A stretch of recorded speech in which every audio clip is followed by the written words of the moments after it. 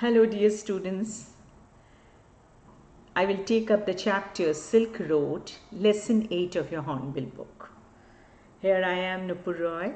I have 28 years of teaching English and I have a passion for teaching.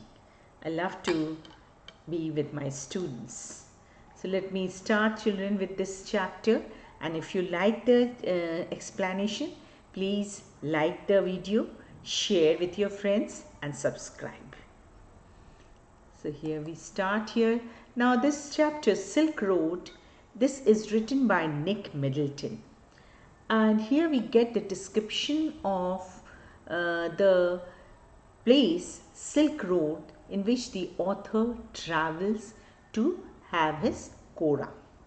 Now the Silk Road, just a little brief about the route, that is, this Silk Road primarily refers to the land routes connecting East Asia, Southeast Asia with South Asia, Persia, Arabian Peninsula, East Africa and Southern Europe. You can see this yellow mark. This was the Silk Route, which was the land route through which the business used to be taken up from the east to the west and from the west to the east also. And this route is perhaps has been named as Silk Route because the lucrative business of silk was carried out along its length, beginning in the Han Dynasty in China, that is 207 BCE. From China, the silk used to go to Europe. Later on, different other items also started coming from Europe to the eastern countries through this route. So we come to know about this route as seen by the author Nick Middleton. Now as the chapter starts, it is on page number 74. A flawless half moon floated in a perfect blue sky. So a flawless half moon. Flawless means a very clear half moon floated, means it was seen in the early morning. Students, you can see the moon at dawn in the early morning. The same way, in a perfect blue sky in the morning, we said our goodbyes. Extended banks of cloud like long French loaves. Now how was the cloud at that time? The clouds were like loaves. Now here you can see these are the loaves. French loaves, you have heard, no? Long pieces of bread. And now the bread, the loaves means what? The chunk of the loaf of the bread, which later on the slices of bread from this loaf is only made. Now in the sky, the clouds were appearing like loaves, okay, and glowed pink as the sun emerged to splash the distant mountain tops with a rose tinted blush.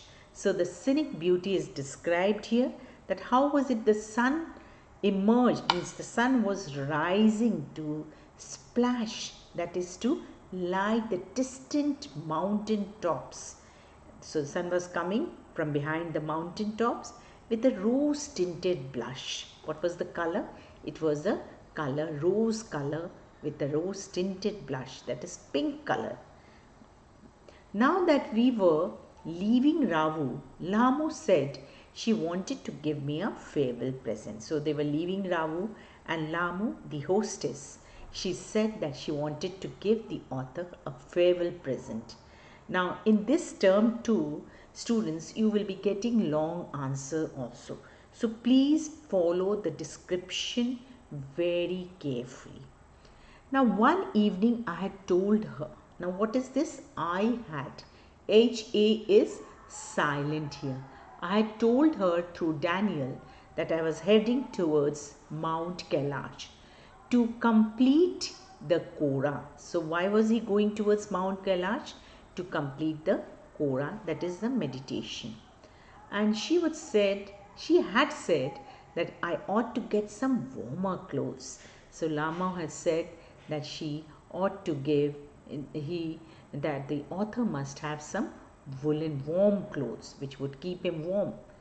After ducking back into her tent, she emerged carrying one of the long-sleeved sheepskin coats. So she went into her tent, and she emerged means she came out carrying one long sheep. This is a sheepskin coats that all men wore.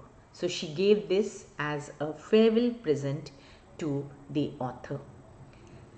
Now Tsetan sized me up as we clambered into his car. Clambered means when both of them went into his car, into Tsetan's car. Yes, he declared, Drogba, sir. That is, he was happy to see the author, that he was looking like a Drogba, that is a shepherd. We took a shortcut to get off the Chang Tang.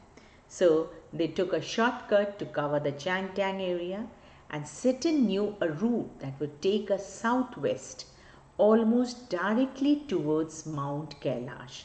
So he was of that place only, and he knew a route that would take them southwest, almost directly to Mount Kailash. So the author was going towards to Mount Kailash to complete his Kora. It involved crossing several fairly high mountain passes, he said. But no problem, sir, he assured us, if there is no snow. So he said that the way would be very comfortably, they could cover if there was no snow. What was the likelihood of that? I asked. What was the likelihood means what were the chances of having snow on the way? Not knowing, sir, until we get there. So Tsetan said that he also did not. It was also very unexpected, unknowing. He was not knowing because until they went to covered that place.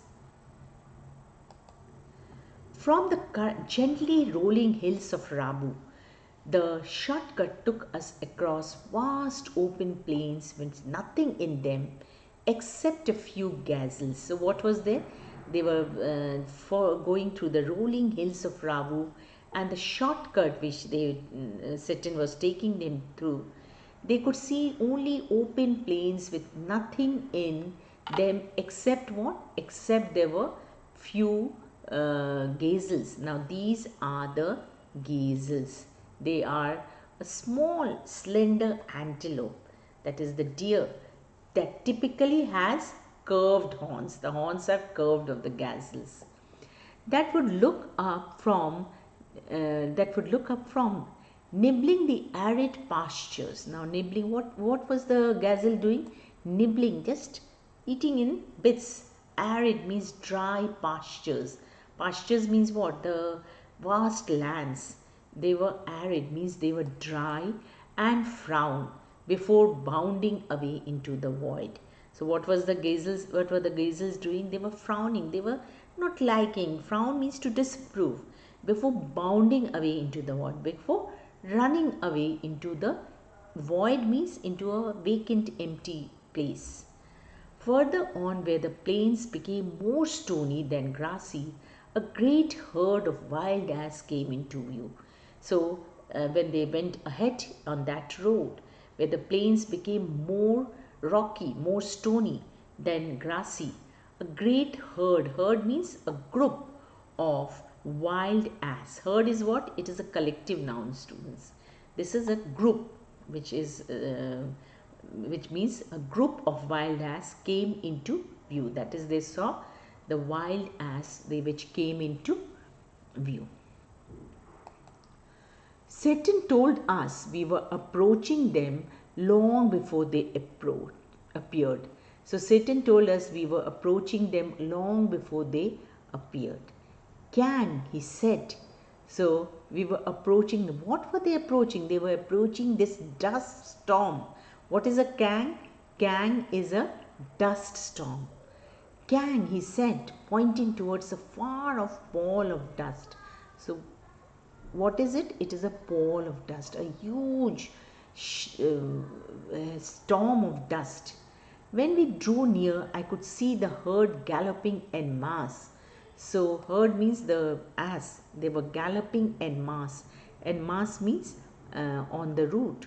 wheeling and turning in tight formation as if they were practicing maneuvers on some predetermined course. So what were they doing? The wheeling and the turning. They were in the huge pastures where there was the pall of dust. What were they maneuvering? They were maneuvering means they were just practicing like military practices on some predetermined course, that is on some pre-planned courses. Plumes of dust billowed, that is, plumes means heavy waves of dust. They just billowed, that is, they filled the air and swelled out into the crisp, clean air. That was a kind of, the kangs are the huge storms of dust which appear in the mountain areas.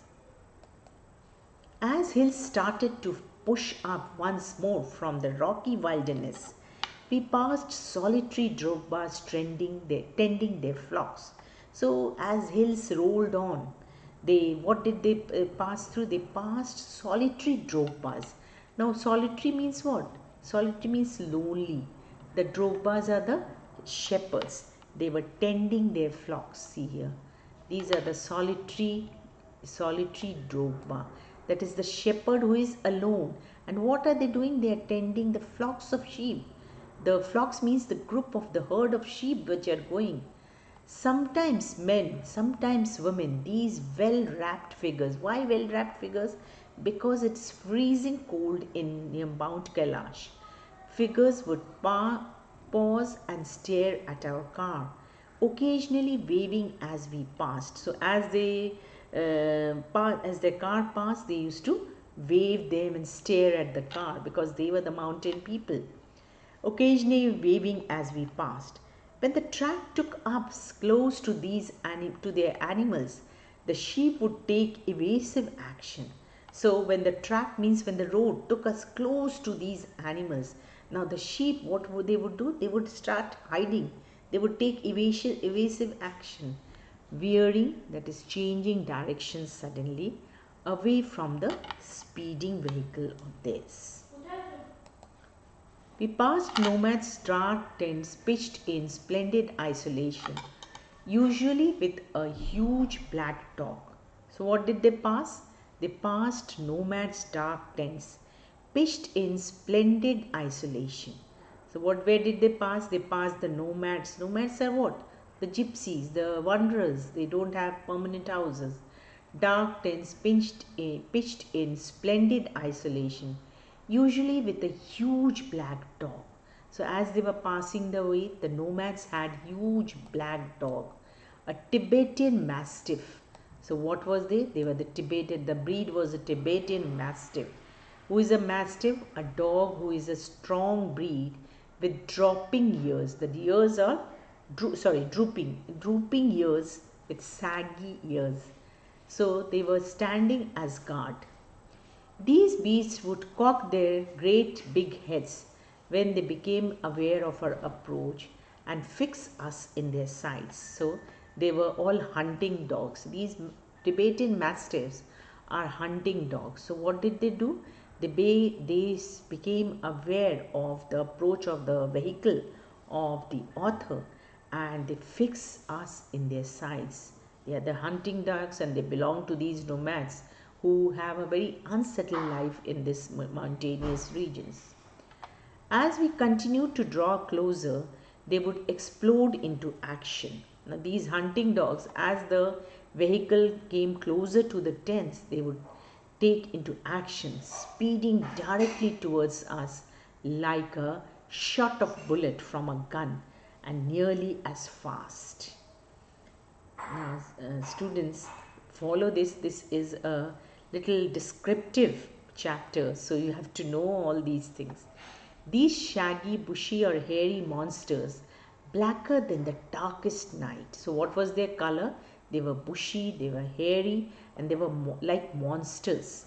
Huge monsters, ferocious, blacker than the darkest night, pitch black, usually wore bright red collars and barked furiously with massive jaws. They were completely fearless of our vehicle. So they were hunting dogs and they were completely fearless of the vehicle approaching, shooting straight into our path, causing Tsetan to brake and swerve. What is the meaning of swerve? To change direction. They were coming across their path.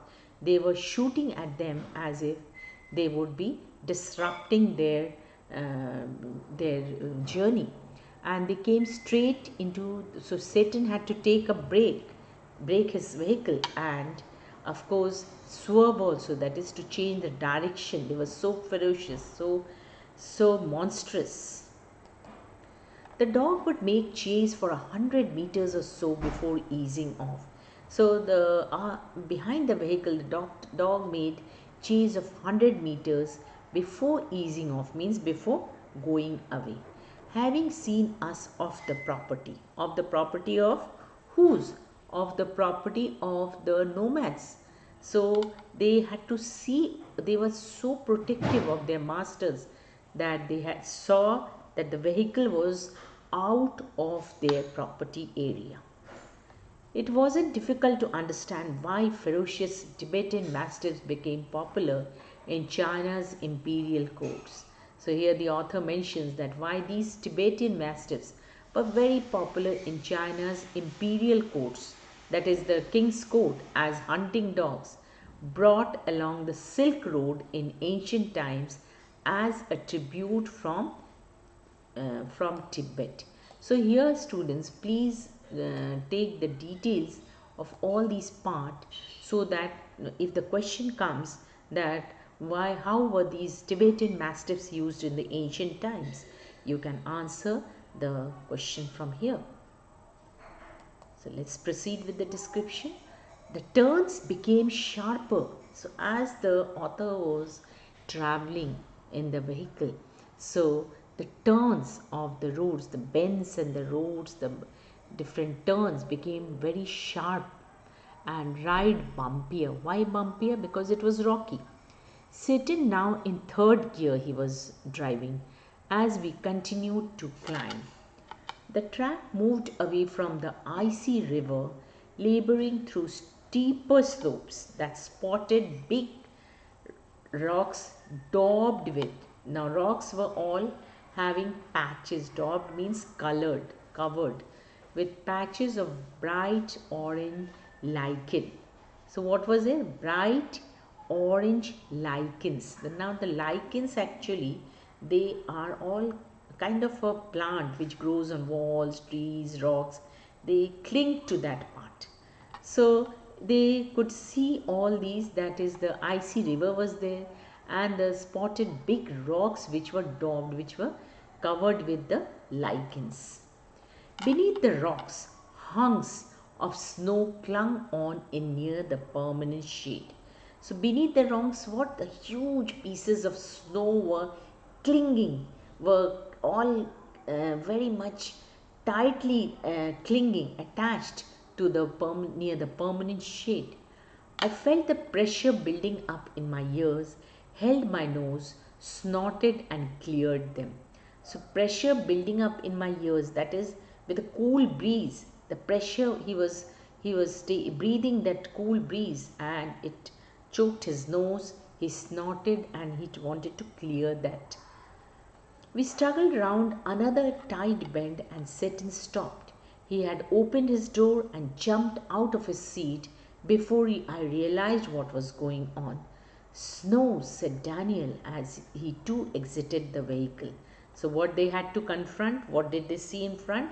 There was huge snow, said Daniel. So who all were in the vehicle? Daniel, Tsetan and the author, three of them. Exited the vehicle means he went out of the vehicle, letting in a breath of cold air as he did so. So when he went out, naturally a little more cold air came inside the vehicle. A swathe, that is a broad strip or area of something, of the white stuff lay across the track in front of, stretching for maybe 15 meters before it petered out and the dirt trail reappeared. So what happened? A swathe of white stuff, that is the snow. Swathe means a broad strip of area that lays across the track in front of us, stretching for maybe 15 meters of snow before it petered out, before it started diminishing, started decreasing, and the dirt trail reappeared after that. Now you can see how dangerous the path was. The snow continued on either side of us, something the abrupt bank on the unsloped side. The bank was too steep for our vehicle to scale, so there was no way round the snow patch. I joined Daniel as Tsetan stepped onto the encrusted snow and began to slither. So what did Tsetan start doing? He began to slither, means to move smoothly over a surface. How you slither on the ice? You just slip down. You won't just move smoothly over a surface and slide forward, stamping his foot from time to time to ascertain how sturdy it was. I looked at my wristwatch. We were at 5,210 meters above sea level. The snow did not look too deep to me, but the danger wasn't its depth. Daniel said so much as its icy top layer. If we slip off, the car could turn over. So they were afraid of slithering, they were afraid of slipping off, that if they slip off the snow, then what will happen? They would, on the ice, what will happen? The car would turn over. He suggested, as we saw Tsetan grab handfuls of dirt and filling them across the frozen surface. So what did Tsetan do? He took handfuls of dust and he filled them across the frozen surface so that the vehicle can move across the icy top layer. I hope you can picturize, students. It's a very descriptive chapter, I hope, but you have to know all these details very nicely. We both pitched in. That is, pitched in means joined Tsetan. And when the snow was spread with soil, so snow was all over the snow, soil was spread, Daniel and I stayed out of the vehicle to lighten Tsetan's load so that Tsetan can drive through that very, very dangerous road. He backed up and drove towards the dirty snow, erased the car onto its icy surface, and slowly drove its length without apparent difficulty. 10 minutes later, we stopped at another blockage. "Not good, sir," Tsetan announced as he jumped out again to survey the scene. 10 minutes later, what happened? They stopped at another blockage which was created by the snow. "Not good, sir," Tsetan announced as he jumped out again to survey the scene, means again to look carefully, examine the scene. This time he decided to try and drive round the snow. The slope was steep and studded. The slope was steep, very sharp, and studded means they were decorated with what? Rocks also. Studded with what? Rocks. What studded means? What? Decorate. We have studded, pearl studded earrings and all that. On the necklace also people stud, means decorated. With what? Here it was studded with, the steep road was studded with major rocks. But somehow Tsetan negotiated them, his four-wheel drive vehicle lurching from one obstacle. Lurching means uncontrollable movement from one obstacle of the rock to the next. In so doing, he cut off one of the hairpin bends, that is a sharp U-shaped bend in a road, regaining the trail further up before the snow had not drifted.